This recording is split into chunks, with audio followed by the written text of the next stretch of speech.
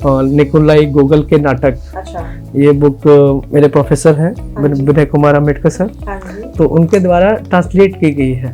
अच्छा। हाँ, तो उन्होंने रशियन लैंग्वेज को हिंदी में ट्रांसलेट किया हुआ है, तो काफी प्यारा ट्रांसलेट किया हुआ है उन्होंने।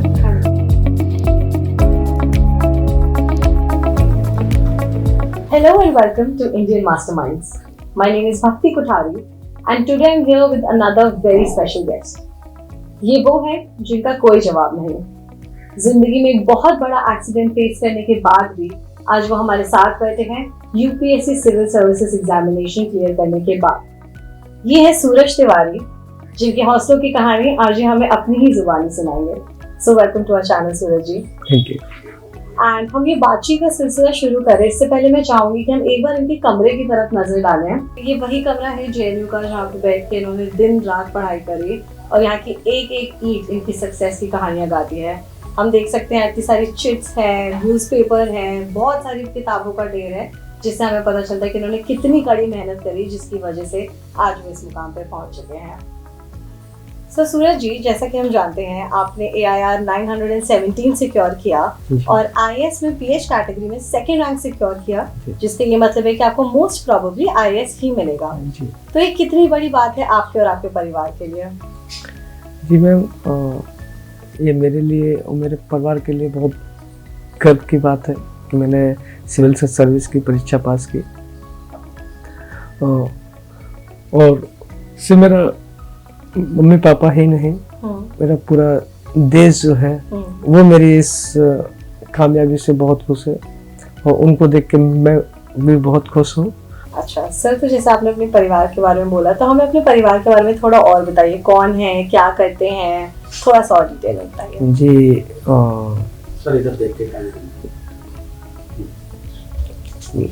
मेरा एक छोटा सा प्यारा सा गांव है जिसका नाम है घर नाजपुर। मतलब जैसे कि वो गांव बेसिकली नहीं है, वो वार्ड है। अच्छा, जो टाउन एरिया में वार्ड्स होते हैं, तो उसमें वार्ड सब वो तो बहुत प्यारा सा है। वहाँ आपको हर तरीके के लोग मिलेंगे। अच्छा, मतलब एक से एक सुंदर। अच्छा। हाँ जी। और उसी छोटे से प्यारे से गांव का मैं एक निवासी हूँ, जो कि कोरावली कस्बा जिले मैनपुरी उत्तर प्रदेश में आता है। अच्छा, ओके। हाँ, मेरी शुरुआती शिक्षा कोरावली के ही एक विद्यालय महर्षि परशुराम पब्लिक स्कूल से हुई है। हाँ। और मैंने 9वीं से लेकर 12वीं तक SBRL अकेडमी मैनपुरी से मैंने वो पढ़ाई की। और 12वीं में कुछ personal reasons and other reasons की वजह से मैं पढ़ाई में इतना ध्यान नहीं दे पाया और मैं 12वीं में फेल हो गया CBSE बोर्ड से। देन फिर मैंने UP बोर्ड से अपना 12वीं कंप्लीट किया स्वामी संपूर्णानंद इंटर कॉलेज से। फिर कंडीशंस ऐसी थी नहीं कि ऐसा लगता था कि नहीं गवर्नमेंट जॉब मिल जाएगा, गवर्नमेंट जॉब के लिए बहुत करना पड़ता है। और फिर इतना अवेयरनेस नहीं था उसमें, इतना एक्टिव नहीं थे कि नहीं पढ़ाई को लेकर इतना सीरियस भी नहीं थे, और ऑलरेडी 12th में फेल हो चुके थे। तो मुंबई चले गए, वहाँ पे मेरे भैया रहते थे सुधीर तिवारी जी। अच्छा। तो कोस्ट गार्ड में वो पोस्टेड थे उस समय पर, तो मैं उनके पास गया, घूमने के लिए गया। फिर वहाँ से कंपनी में मुझे जॉब मिला, जॉब काफ़ी अच्छा था। मुझे वो लोग आज भी मुझे सब याद है। अच्छा। और मुझे आप यकीन नहीं मानेंगे, मुझे बहुत गर्व सा महसूस होता है कि मेरी ज़िंदगी में इतने सारे लोग आए और हर किसी ने मुझे कुछ ना कुछ सिखाया। तो जो भी लोग मुझे जानते हैं सबका बहुत बहुत प्यार मुझे, और जो भी मुझे मिला है मुझे हर एक का चेहरा याद है। अरे वाह। और कुछ लोग तो अभी फोन करते बोलते हैं कि पहचान लिया, मैं आवाज से पहचान लेता हूँ, हाँ पहचान लिया। अरे वाह। तो मैं मुंबई में 1 साल जॉब करने के बाद घर आ गया। तो घर आके फिर मैंने, मेरे भैया हैं नंद किशोर मिश्रा जी, तो मैं उनके साथ में मैं 6 महीने रहा अच्छा और उन्होंने 6 महीने में मुझे बिल्कुल अपने जैसा बना लिया। अच्छा हाँ, तो कर्म कांड के जो कार्य होते हैं, जिस तरीके से शादी विवाह करवाना और हवन पूजन, गृह प्रवेश, तो इस तरीके के जो कार्य होते हैं जो हमारे निजी जिंदगी में और रिचुअल्स एंड कस्टम्स को फॉलो करने वाले, तो वो फिर मैंने सीखे। तो उसमें मतलब अच्छा भी लगा, एक तो कल्चरली था और दूसरा मुझे अपने यहाँ रहना भी था और काम भी अच्छा लग रहा था। तो फिर मैंने वो सीख लिया उनके साथ रह के। फिर वो मैंने करीब 1-1.5 साल तक किया। फिर मेरा मन नहीं माना, मैंने बोला कि नहीं, अब कहीं और चलते हैं। तो मैं दिल्ली आ गया। दिल्ली में यहाँ भी मैंने एक प्राइवेट कंपनी में जॉब किया। जिंदगी बहुत अच्छी चल रही थी। मेरे भाई, मेरा एक बड़ा भाई था, वो भी मेरे साथ ही दिल्ली में ही जॉब करता था उस टाइम पे। अचानक से घर जाना हुआ कुछ पर्सनल रीजंस की वजह से। तो ट्रेन में थे, 29 जनवरी 2017 को एक हादसा हो गया जिसमें मैंने अपने हाथ पैर गंवा दिए। अप्रैल के महीने में एक जेएनयू के भैया हैं, प्रकाश कुमार, तो वो मुझे मिले एम्स के बाहर। उन्होंने मुझे जेएनयू के बारे में बताया कि जेएनयू क्या है और मैं अपना ज़िंदगी को किस तरीके से आगे ले जा सकता हूँ। फिर उन्होंने मुझे जेएनयू एंट्रेंस का बुक भी दिलवाया तैयारी करने के लिए। मैंने 1 महीना उस बुक को पढ़ा। मैंने 17 और 19 मई को एग्ज़ाम था, मैंने एग्ज़ाम दिया। मैं 20 मई को घर चला गया। घर गया था तो बहुत लोग थे मुझे देखने के लिए आए हुए थे। और 4-5 दिन के बाद 25 मई को मेरा जो बड़ा भाई था उसकी डेथ हो गई। तो मेरे लिए एक बहुत वो शॉकिंग मोमेंट रहा है मेरी लाइफ का, क्योंकि पहले तो मैं ऐसा हो ही गया, घर की स्थिति मेरे एक्सीडेंट से ही बहुत खराब हो गई थी। फिर एक मुझसे भी बड़ा भाई जो जिस पे मैं डिपेंड था कि चलो ठीक है मैं ऐसा हूँ भी, तो भाई है मेरा बड़ा, वो संभाल लेगा, वो भी नहीं रहा। तो वो फेज मेरे लिए लाइफ का बहुत, मैं बोलता हूँ कि ऐसा फेज मतलब किसी को ना दे किसी की जिंदगी में। फिर जेएनयू का रिजल्ट आया तो उसमें भी मेरा सिलेक्शन नहीं हुआ। तो मन बिल्कुल उदास सा हो गया कि अब क्या करेंगे, अब तो कोई सारे रास्ते ही बंद हो गए। तो काफी टफ टाइम रहा है मेरे लिए, क्योंकि लोग भी समय के हिसाब से बात करते हैं, है ना। आज शायद मैं यहाँ हूँ तो मुझे लोगों के चेहरे देख के समझ में आ जाता है कि आप क्या कहना चाह रहे हैं। जी, बिल्कुल सही बात। तो यही मैंने सीखा है और सिर्फ मैं यही जानता हूँ, इसीलिए आज जो मैं हूँ जो हूँ। एंड जैसे कि आपने बताया कि भाई की डेथ हो गई, तो कैसे हुई? हाँ, वो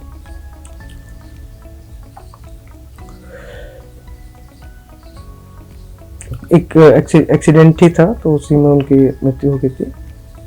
फिर जेएनयू का रिजल्ट आता है तो उसमें मेरा सिलेक्शन नहीं हुआ और दोबारा से फिर उसी साल जेएनयू का एंट्रेंस का अंदर नोटिफिकेशन आया। मैंने फॉर्म फिल किया, दिसंबर में एग्ज़ाम दिया, जनवरी में रिजल्ट आया।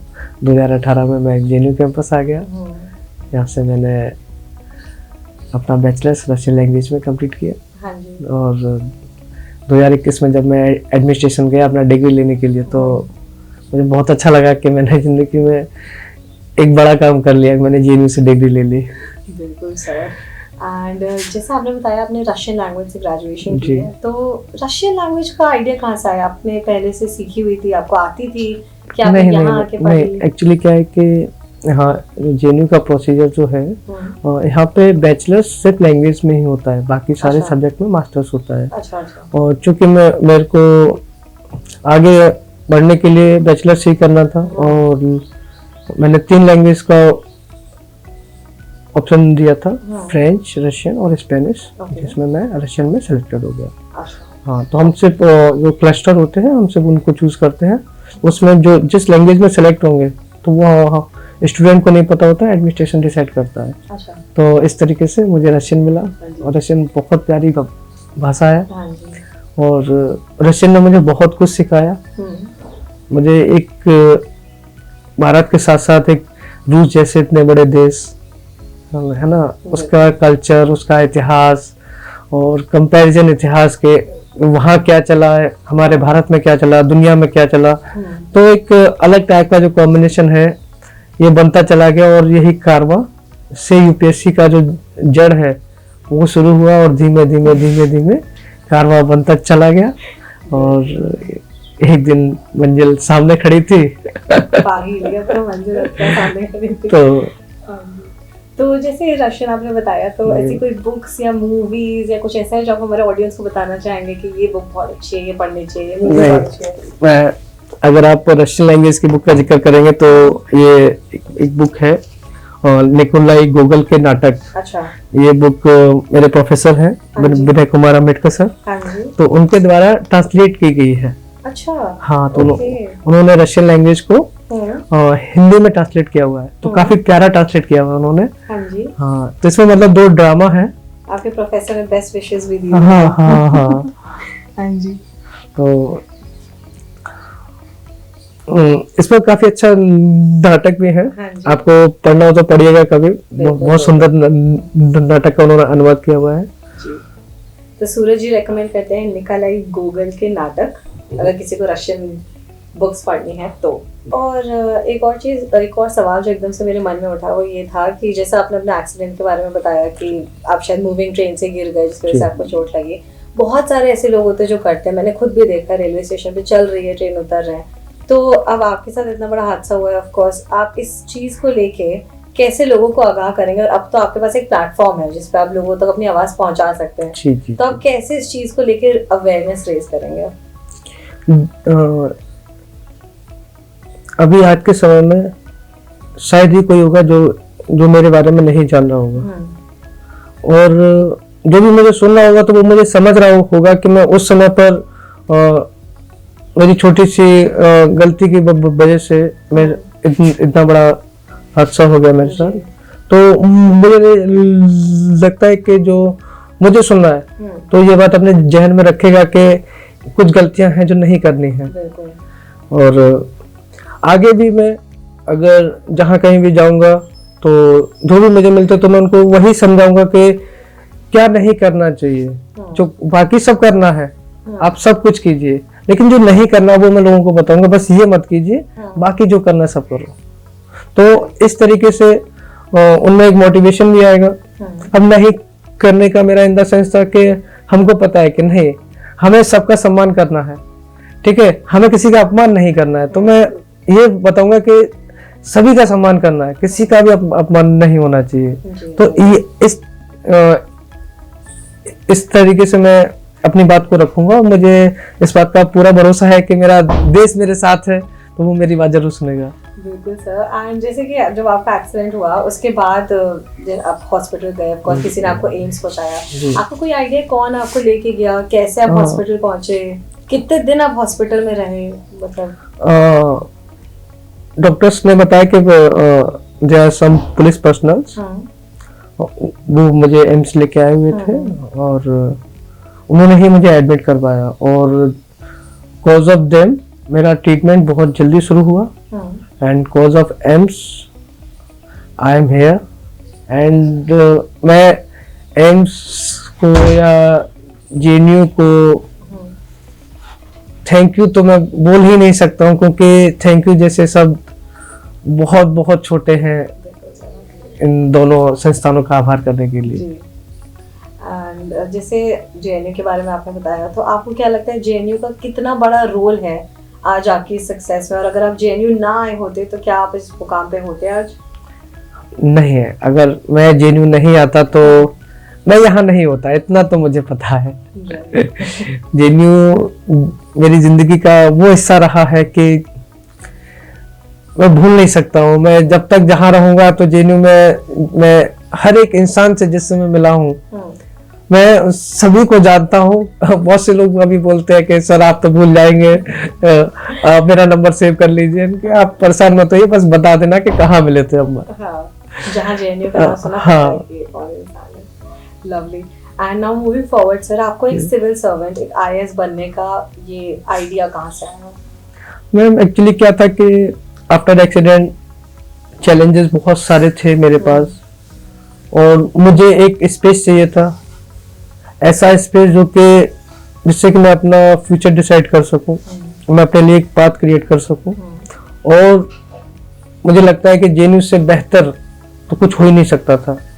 तो मैंने जेएनयू आया। जेएनयू आने के बाद मुझे सिविल सर्विसेज के बारे में पता लगा और जब मैंने जाना कि सिविल सर्विसेज ये है और मैंने अपने चैलेंजेस को देखा, उसका सॉल्यूशन मुझे यूपीएससी ही लगा। तो वो एक मोटिवेशन काफी काम किया है। उसके साथ साथ जेएनयू का प्रोटेस्ट बहुत काम किया है। फिर कोविड आ गया तो उसका भी एक बहुत बड़ा इम्पैक्ट रहा है मेरे ऊपर, जिसने कि मुझे प्रिपरेशन के लिए मोटिवेशन किया है और उसी का रिजल्ट है कि आज मैं आपके सामने बैठा हूँ। लवली। एंड अपनी प्रिपरेशन के बारे में भी थोड़ा बताइए। जैसे मुझे दिख रहा है यहाँ इतने सारे स्टिकी नोट्स हैं, इन पे लिखे हुए हैं नोट्स, यहाँ तक कि दीवारों पे भी लिखा है, एक जगह आईएएस भी लिखा है, जो कि मुझे लग रहा है आपने मैनिफेस्ट किया है अपने लिए। और सिर्फ यहाँ नहीं, पीछे की दीवार में भी काफी कुछ लिखा हुआ है।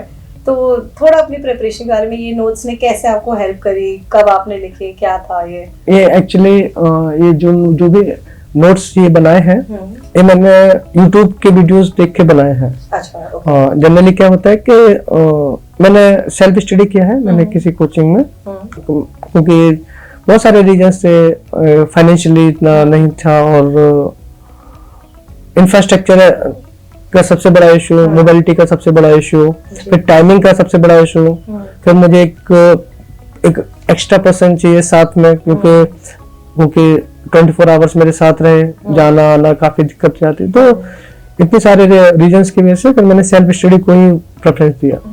तो ये नोट्स, जैसे सपोज दैट यूट्यूब पे मैं कोई भी टॉपिक देख रहा हूँ, मैंने पूरा टॉपिक देखा और उसमें मुझे लगा कि इस टॉपिक में ये 4-5 बातें जो है ये यही काम की है, बाकी का नहीं है। तो मैंने वही 5 बातें ली और लिखी, उसको सामने चिपका ले। तो कभी भी ऐसे निगाह पड़ती तो ध्यान आता है, अच्छा ये वो है।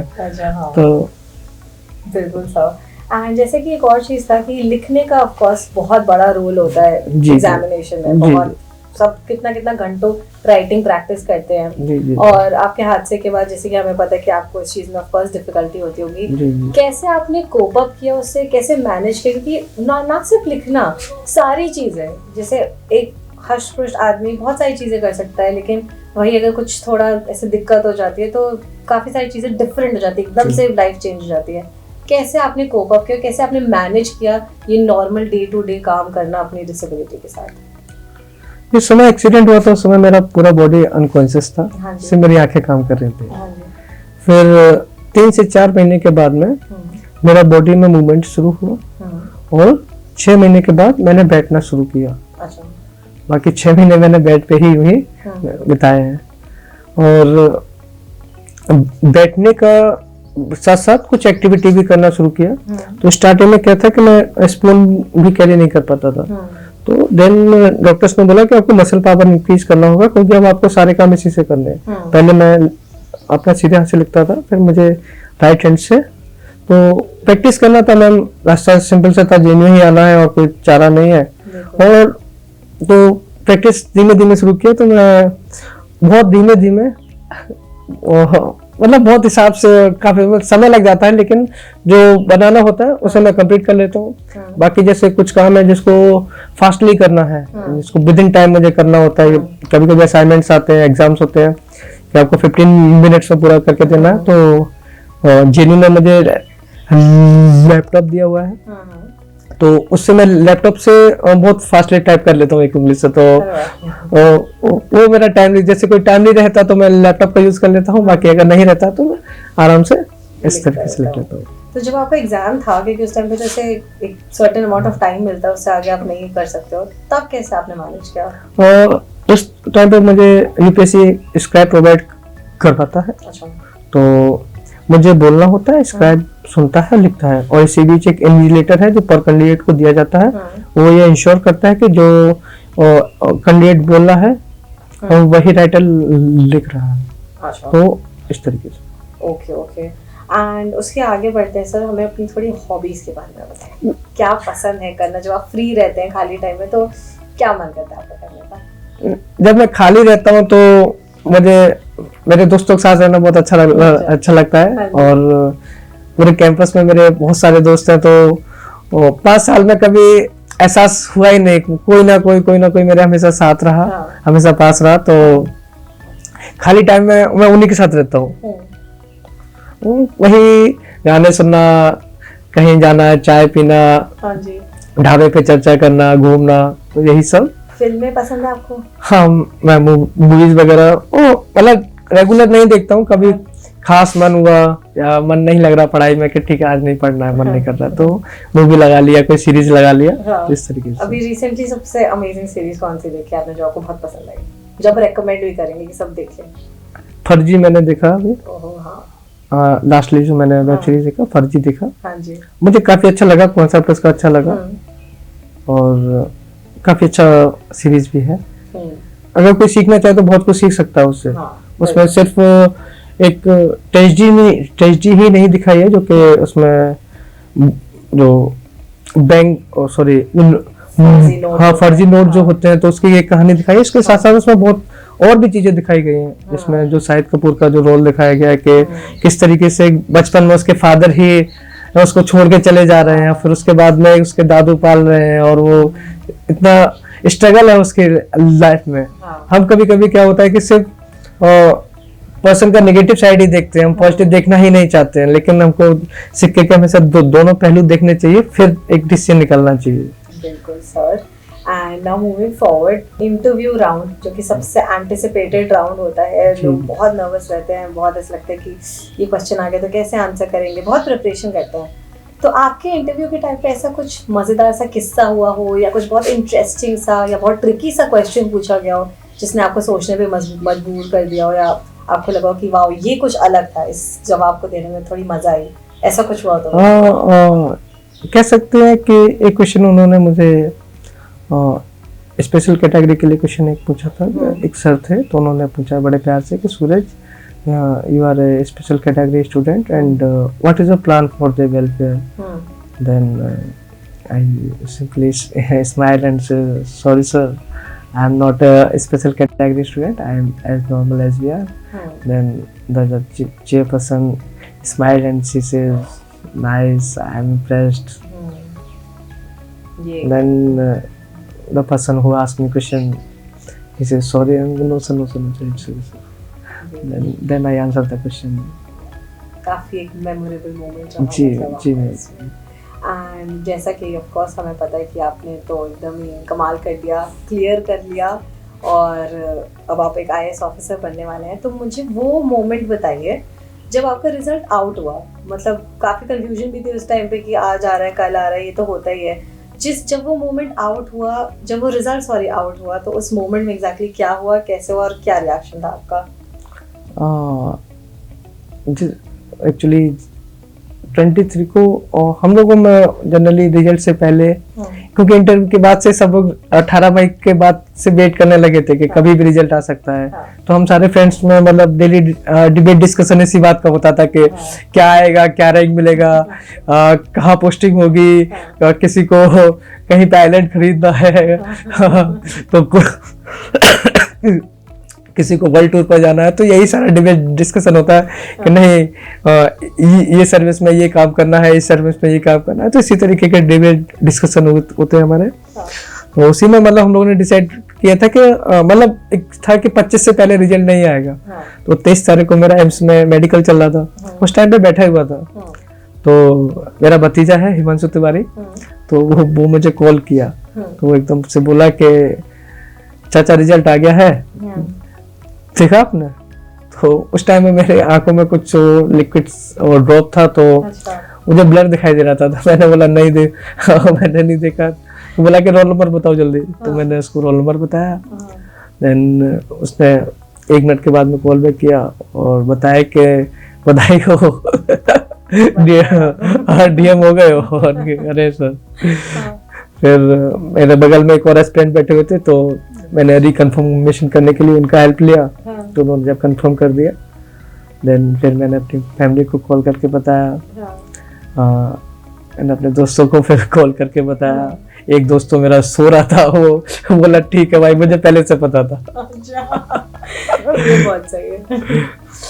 एंड आपके हिसाब से सर, इंडिया में एक डिसेबल्ड पर्सन को सही तरीके से एजुकेशन मिलना कितना डिफिकल्ट है, और आप इसके लिए, now that you are an IAS officer, क्या आप इस डायरेक्शन में कुछ काम करेंगे आगे जाके?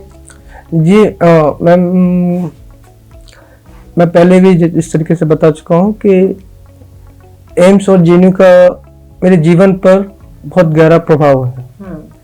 और आगे चल के शिक्षा को लेकर, जैसा कि मैंने इंटरव्यू में भी जो जवाब दिया, वो मुझे अच्छा लगा देना, और पैनल मेंबर्स को भी मेरा जवाब बहुत पसंद आया, ऐसा मुझे लगता है। मैंने उनको यही बताया कि हम सिर्फ एक पर्टिकुलर सेक्शंस के लिए काम क्यों करेंगे, हम काम ऐसा करेंगे जिसमें हर सेक्शन का बेनिफिट हो, हर सेक्शन का वेलफेयर हो, हर सेक्शन का डेवलपमेंट हो, हर सेक्शन की ग्रोथ हो। हमको इंक्लूसिव ग्रोथ का जो आइडिया है, जो हमारा जैसे कि हमारे प्रधानमंत्री मोदी जी कहते भी रहते हैं कि हम वसुधैव कुटुंबकम, जो कि हमारा G20 का लोगो भी है ना, तो हमें सबके लिए करना है, हमें एक पर्टिकुलर के लिए नहीं करना। तो एजुकेशन सेक्टर सबसे मेन है, क्योंकि आज मैं जानता हूँ कि एजुकेशन की क्या वैल्यू है। आज लोग मुझे जान रहे हैं तो कॉज ऑफ द एजुकेशन, क्योंकि मेरे पास एक एजुकेशन है, मैंने एक एग्जाम क्लियर किया है, मैंने पढ़ाई करके एग्जाम क्लियर किया हुआ है। तो this is the value of education that I know. तो मेरी ये कोशिश हमेशा रहेगी कि मैं आज यहाँ हूँ तो लोग मुझसे भी बहुत आगे जाएं, और मेरी पूरा प्रयास रहेगा कि मैं उनको पूरी तरीके से शिक्षा और स्वास्थ्य की उनको मिले, और वो जीवन में मुझसे भी बहुत आगे जाएं। लवली सर, एंड मेरा आखिरी सवाल आपसे यही होगा कि बहुत सारे लोग होते हैं जो अगर लाइफ में कुछ ट्रेजेडी हो जाती है या कुछ ऊंच नीच आ जाती है तो बहुत ही निराश हो जाते हैं, डीमोटिवेट हो जाते हैं, नेगेटिव फील करने लगते हैं। जी। ऐसे लोगों को आप क्या मैसेज देना चाहेंगे? देखो क्या है, निराशा जो है ना, ये हमारे जीवन का एक हिस्सा होती है, ठीक है। हम हर वक्त खुश भी नहीं रह सकते, है ना, हर वक्त हंसते भी नहीं रह सकते, है ना, और हर वक्त रोते भी नहीं रह सकते। तो हमको हर वक्त अपना रिएक्शन बदलना पड़ता है। तो मैं तो यही बोलूंगा कि ठीक है, अगर परेशानी आ भी गई है तो परेशानी को बोलो, थोड़ा रुको, अपना रिएक्शन चेंज करो, उसके बाद में मिल लो परेशानी से, क्या दिक्कत है। अगर ठीक है बाई चांस परेशानी आ गई, अब यहाँ पे सपोज डाटा मुझे ये किताब नहीं मिल रही, तो कोई बात नहीं, आज नहीं मिलेगी कल मिल जाएगी। तो चैलेंजेस तो आएंगे, उसमें क्या है, यही जिंदगी है, तो उनको सामना करो। बहुत अच्छा लगता है जब हम किसी प्रॉब्लम को सॉल्व करते हैं। मैं बहुत खुश हूँ, मैंने अपनी प्रॉब्लम को सॉल्व किया हुआ है, और मुझे उम्मीद है कि जो भी अपनी प्रॉब्लम को खुद से सॉल्व करने का प्रयास करता है मैम, और तो प्रॉब्लम भी जरूर सॉल्व होती है, और उसको सॉल्व करने के बाद जो खुशी मिलती है तो शायद सबकी अलग होती है, लेकिन मुझे लगता है मेरी भी सबसे अलग है। बिल्कुल सर, एकदम ही सबसे अलग है। इतना स्ट्रिंग ऑफ फेलियर्स आपने इनिशियली अपनी लाइफ में देखा, फेल हो जाना, क्लियर ना कर पाना, एक्सीडेंट हो जाना, घर में ट्रेजेडीज, इतना कुछ देखा, बट आज इन सब से लड़के जूझ के सबको पीछे छोड़ के आप एक बहुत ऊंचे मुकाम पे पहुंच गए हैं, और इसके लिए आपको डेफिनेटली हम दाद देंगे। और यही हम बातों का सिलसिला खत्म करते हैं। ये हमने आज बात करी सूरज तिवारी सर से, जिनके हौसले और जज्बे की कहानियां सिर्फ जेएनयू में ही नहीं बल्कि पूरे देश भर में आज मशहूर है। So thank you so much Suraj ji for talking to us, and we wish you all the best for your future endeavors. Thank you ma'am.